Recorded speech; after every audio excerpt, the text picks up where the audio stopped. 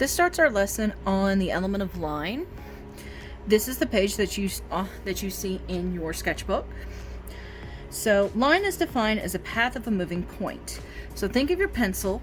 The very tip of your pencil is your moving point. We're going to look at real lines and implied lines.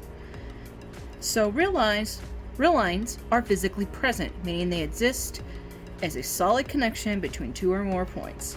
So if I draw 2 points, I draw a line, I've connected these 2 points. That is basically what a line means. It can be any kind of line. It can be curved. It could be zigzag. It can be crossing over one another.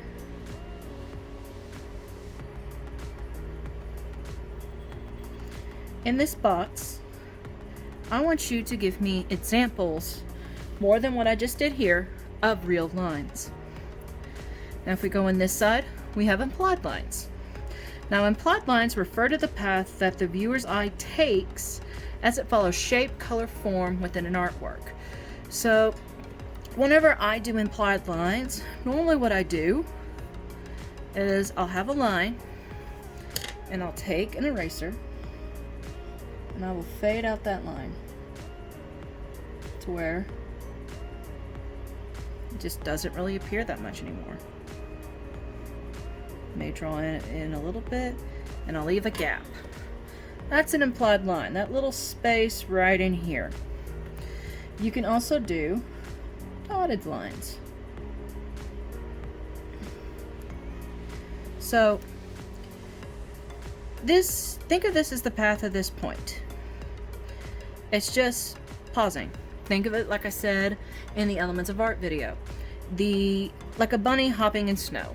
You can see where they went, but there's just one little trace left behind. You can also do it in like forms. So say I filled an area of line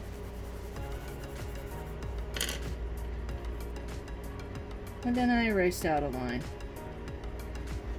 That line is not physically there. It's the moving point of my eraser, but it's not a solid physically present line. It is created because this just stops being there.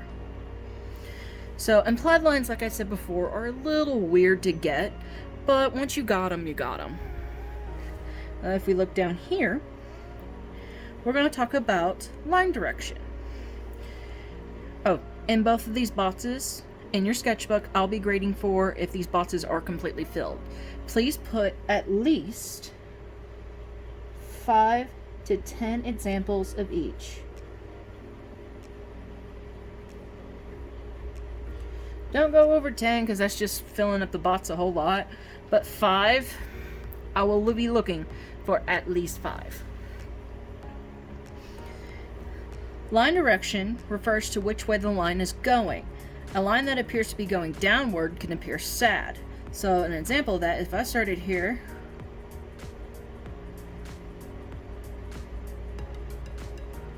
and I just went down, that's a very depressed line. But if I go up, a little more happy, it looks more like a mountain range here. But if I go wee, yep, a little bit more excited, faster. But if I go like that, you could tell it starts off slow, then it goes fast. So line direction really has an impact. Say you have a flat line here. Those flat lines kind of give that feeling of steadiness, everything that's kind of flat. When working with line direction, understand that your lines can really reflect the mood of your drawing. So if many of your lines are just going down, decreasing from left to right, it can imply a certain mood, but if they go up repeatedly, it also can reflect something. If your lines are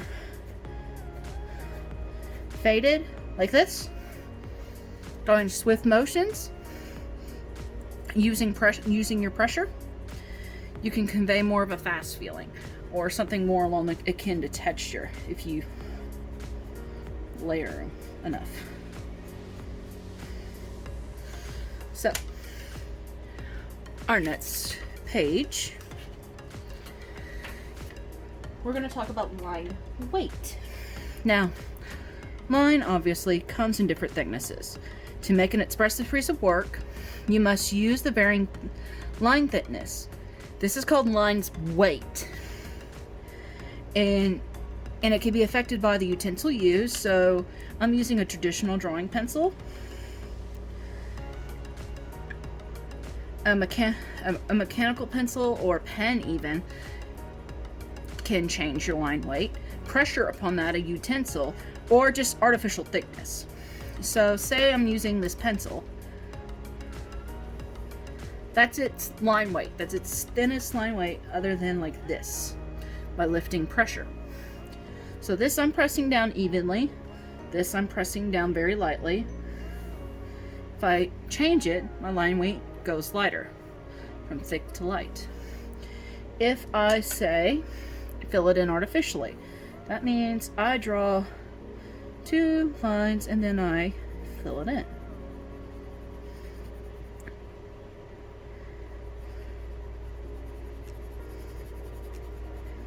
As you can see, by doing this, I get a thicker line weight.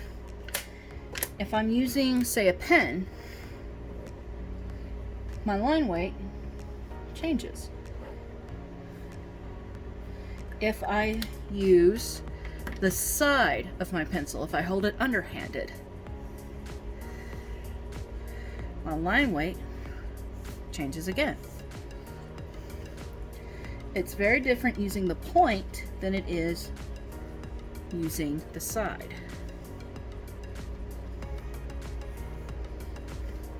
You can see the various differences.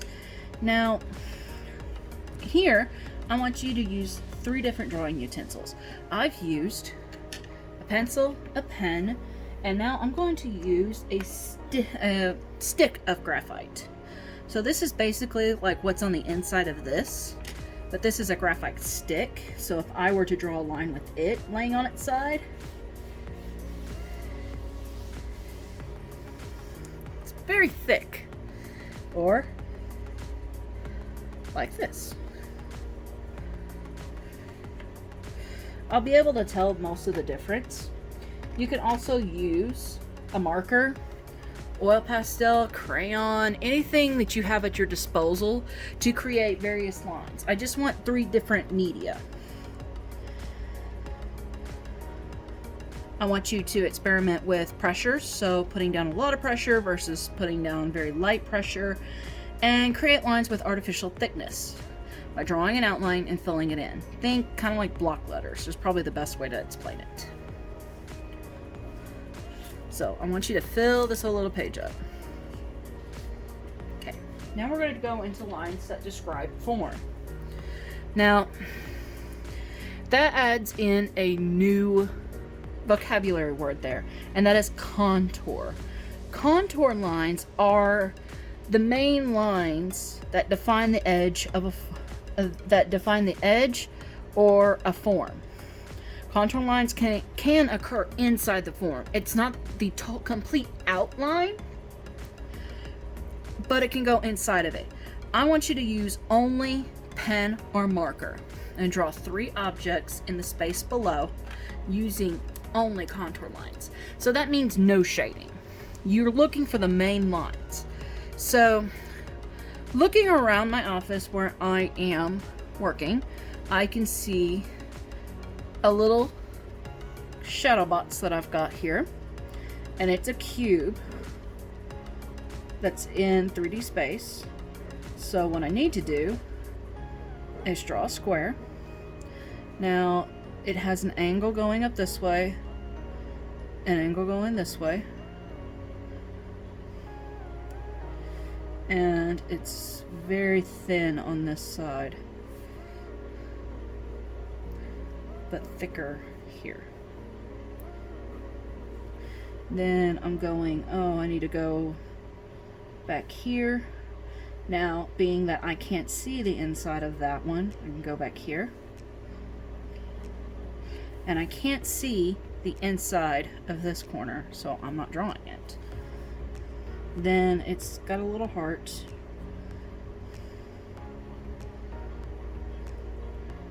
And then of course it has words, so I'm not going to go ahead and I'm not going to do the words right now. If you have an object, you would try to draw mimic the words as much as you can. But these are the main lines that I see. Now my shape is a 3D shape, so if I do this,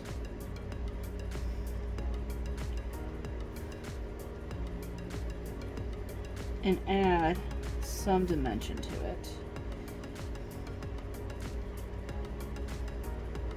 by doubling this line here and doubling this one here, it looks a little bit more like it's a box. Now, another object I have is a little glass vase. Now notice, like I said before, I'm only using a pen. I'm going to break it down into simple shapes that define the form. So I have a little bit of a cylinder, but it's not got a hard edge here. It just curves in, and it goes down, then I see like a little bit of a curve here where it goes into a square shape. Curve here. I hardly see the bottom of it. I may need to just grab it out. And I've got like a little plant in it going like this.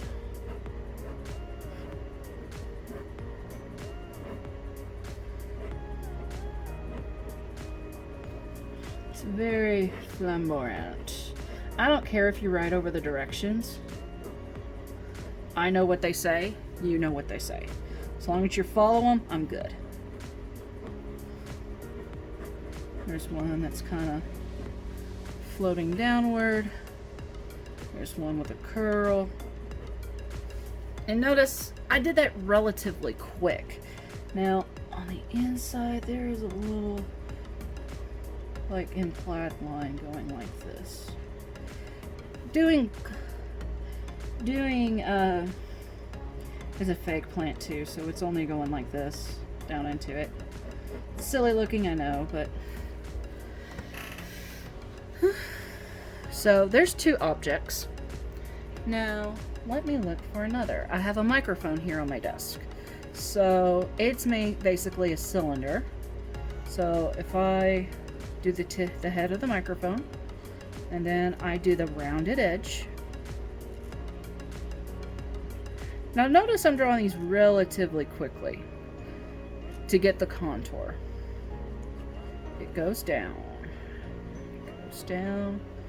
and then it curves. I have a little knob here and a little thing here. I have a little area that goes down here and it curves around. And I'm going to add some dimension to it because it does have some dimension. Then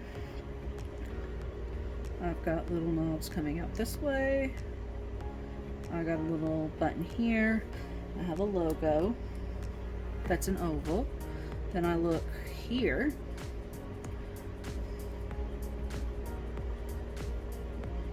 And I've got some pieces here.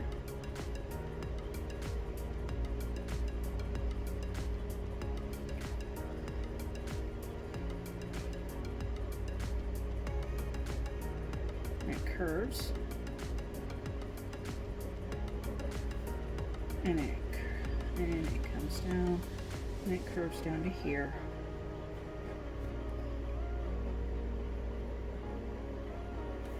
And then, weirdly enough, it curves like this. And then I draw the circle part of the stand. I angle it down. I have a little lip on the stand before it comes straight down again.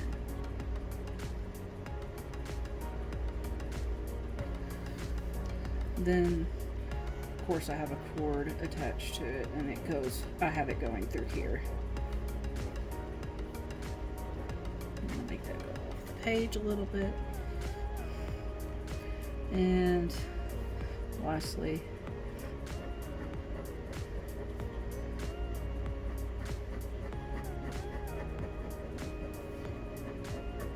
I'm going to add the cross hatching. But see how I have just very basic contour lines.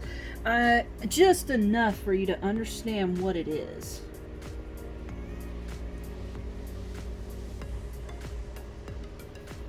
Just enough.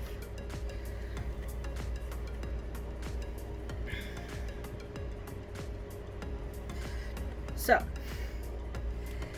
that's the basics of doing lines that describe form. It's a lot of breaking things down into simple shapes and working with it from there. So these are all contour lines. I didn't really do any shading. This actually is cross-hatched here. Actually, it's basket wove, but you can read it as cross-hatching. I have lines here because that's what appears on my microphone. So basically, I'm just drew the main form of the objects that we were working with. Now, in the next video, I will be working digitally instead of on paper, and I will show you how to break objects like these down into these simple forms again. So, I'll see you in the next video.